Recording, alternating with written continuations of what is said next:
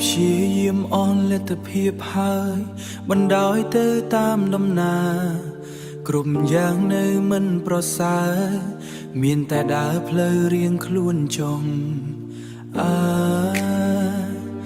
មានតែដើររៀងខ្លួនចុង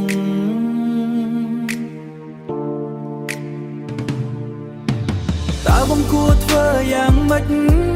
ទើបគេចផុតពីកំហុងបងដឹងអូនលែងចង់ស្មោះបងតែងខំក្នុងកាយភ្នែកអូ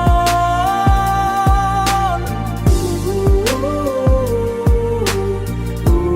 បងតែងខំក្នុងកាយភ្នែកអូនជ្រឹងយកការចាក់ចេញចង់បំពេញបំណងលុបចោលគ្រប់យ៉ាងធ្លាប់មានរួមគ្នាកន្លងធ្វើជាអ្នកដតី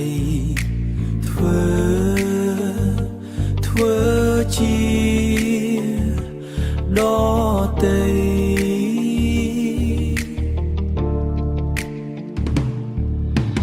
បើគេសួរអូនបាត់បងទៅណាប្រាំគេចោទថាបងសាវាមានអ្នកថ្មីបងអាក្រក់មិនសមមនុស្សល្អទៀតហើយ